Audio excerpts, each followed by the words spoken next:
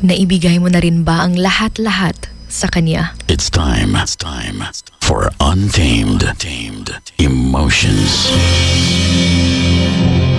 Emotions going wild with your hugot babe, Sugar Dolly.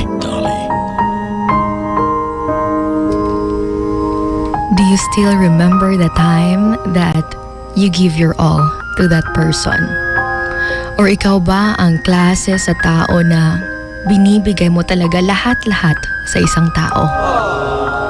Kadalasang sinasabi ng karamihan na huwag daw magpakatanga para sa pag-ibig.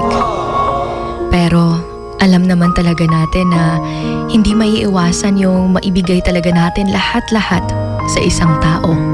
Lalong-lalo na't we are always looking forward na siya na yung makakasama natin hanggang sa dulo.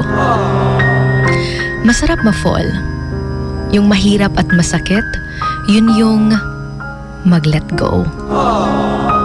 Mahirap dahil mahal na natin eh. Nasanay na tayo. Masaya na sana tayo. Kaya mahirap kapag na-fall ka sa kanya, tas bigla-bigla din pala siyang mafo-fall sa iba.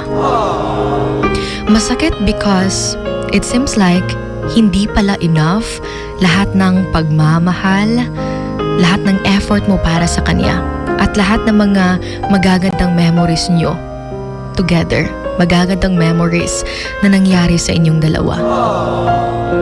Na ganun lang pala kadali para sa kanya na iwan ka.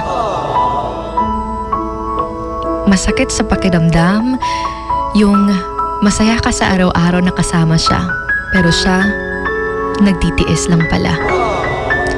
At unti-unti lang naghahanap ng excuse para maghiwalay na kayong dalawa. Mahirap, no? Sobrang hirap talaga kapag lahat binibigay mo sa taong tapos ikaw wala na palang natira sa'yo. Dahil kahit pagmamahal para sa sarili mo, kailangan mo pang hingin sa kanya. Yung kailangan mo pang magmakaawa para lang maibigay niya sa'yo yung pagmamahal na kailangan mo. Kaya sobrang ganda rin pag ating napakinggan at natutunan yung linyang, sometimes you have to give up on people. Not because you don't care, but they don't. Ang pagmamahal sa partner mo is very important.